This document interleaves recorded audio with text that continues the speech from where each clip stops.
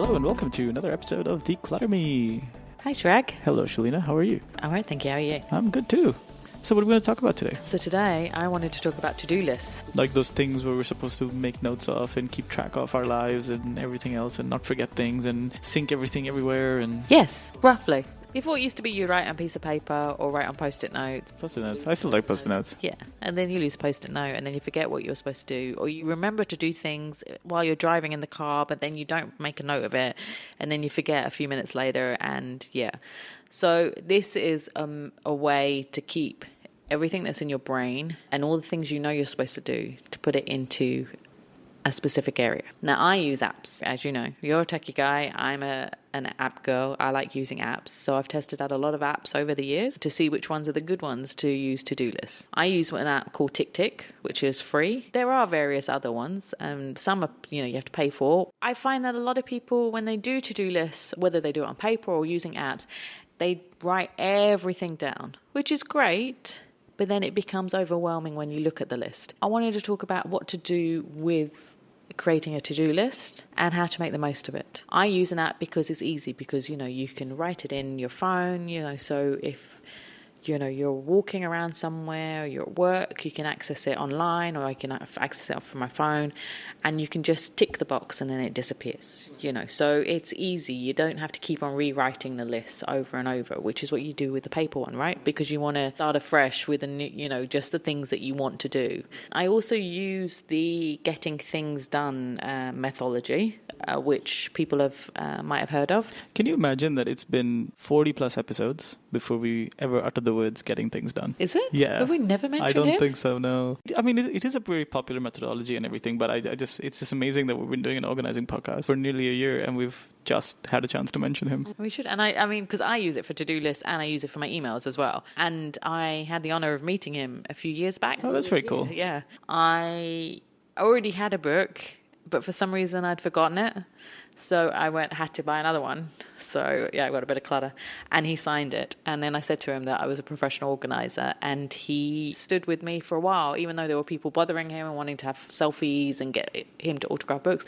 He stood and talked to me because he understood how, professional organizers use his methodology to help people to get organized. And he was, he loves us. Right. So I think that's how you've mentioned him.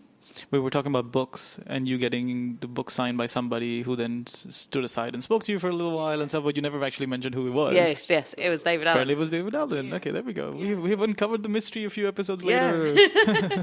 And because I'm very conscious. I don't want to bother the authors, when you go for these signings, and then for him to actually stand to the side and have a conversation with me about it was great, And so do you use it as well? Yeah, a little bit. So one of my mentors from quite a few years ago told me that was a book I should read.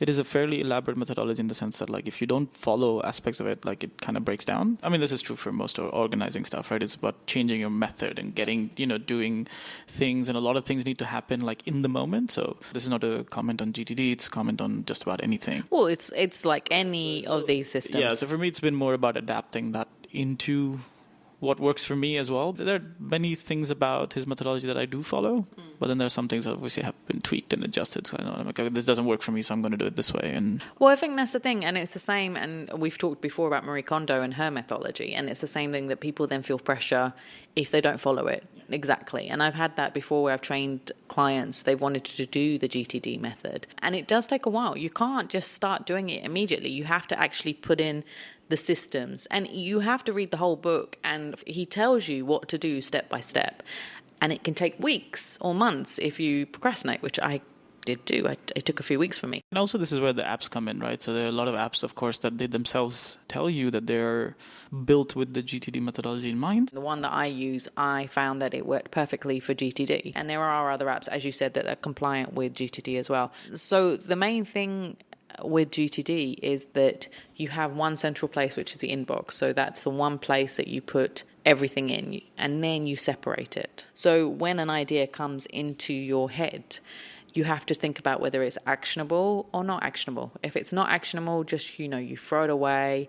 You incubate it, as he puts in his book, which is you put it into a folder called Someday Maybe. You can put an action point of what this thing might be that you will do later on, or you have another sub list called file or reference. So usually that's for links to articles. So I have a reference sub list for documents and articles about organising decluttering. For my personal to-do list, I have articles like that because I like traveling, or things about movies because I'm a movie buff. And then if it is actionable, you create projects. So there might be a project. Say you want to form a company. So forming a company is not just you form a company. You have to talk to the person who's going to help you form the company. You have to fill in forms. You have to submit the forms, contact the bank, submit the forms for that, do their visa, take photos for the visa. There are all these different steps you have to do just for this one project of forming a company. It's not just you put on your to-do list, form a company. A project has its own sub-list of to-do things. So that is the great thing about GTD. What else could be considered a project? Getting your car renewed. Like our yearly car renewals are projects, because there is a maintenance, there's a test, you got to renew your insurance, you got to get the new card. There are like a series of checks that have to happen. In some cases, there are things you need to fix before you go to the inspection, which is, I think, one thing that the GTD system taught me is about thinking in terms of projects and thinking about everything in terms of, or most things, as projects rather than just tasks. In a traditional format, most people would just write down renew car and walk away and be like, okay, I'll take care of it.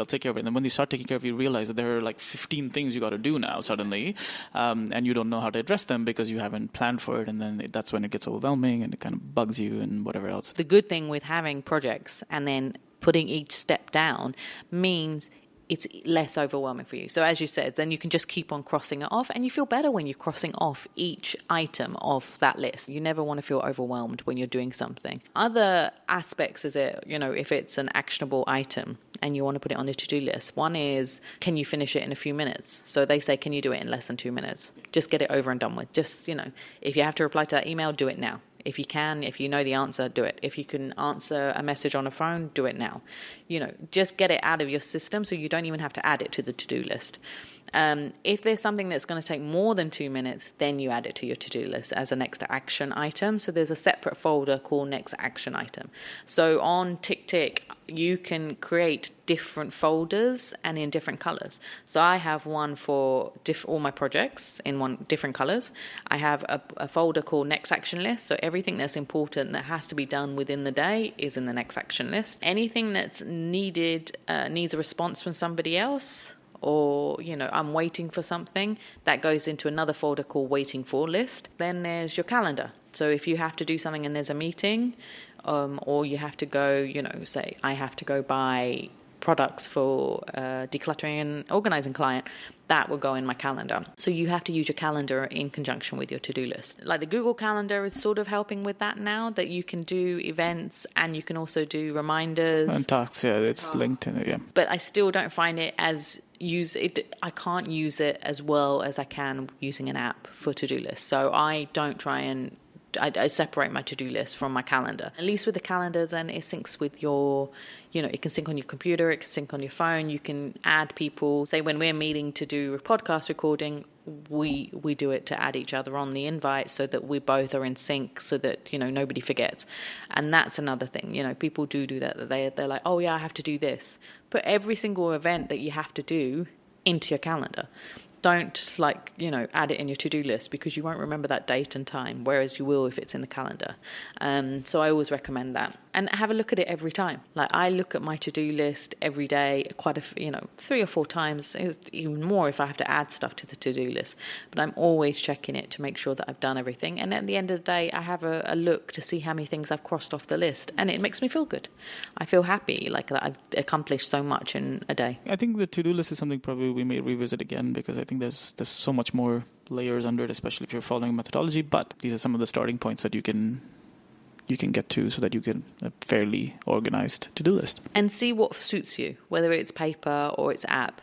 Find something that suits your lifestyle. I have quite a few clients that always say, oh, you only use an app. I can't, I have to use paper. That's fine. You do what makes you comfortable and that you will keep on using. Yeah, I mean, I use a combination, because for me, the one thing's for sure, like when I write stuff, I retain it 10 times better than when it's typed. At the start of the day, I'll write down just the things for today, like in the notebook and then cross it off there, because that just works for me, because I can see it right away and I'm working on it. And then eventually I go back and be like, okay, I've taken care of 5 things or whatever they are. Yeah, I do the similar thing that in the morning while I'm going through emails and remembering things, I have scrap piece of paper on the next to me, and I will write down. So the things that I know that I need to do in the next hour are these major the next to-do lists. I write them all down as well. So instead of typing them up on the thing, it's quickly scrawled on this paper and crossed out all of them. And that's because that's my method of doing my next action list, and I know that that's going to happen in the next hour, and anything that's not completed will then go onto my proper to-do list, because then I might have to walk away. So these were my tips for how to get organized with your to-do list. And if you want to know more about the methodology from David Allen, get his book, Getting Things Done. There are lots of blog posts about it as well, but I think his book is the best way. That's all we have for you this week. Get cracking on those to-do lists, and we'll see you next week. Yep. Bye. Bye.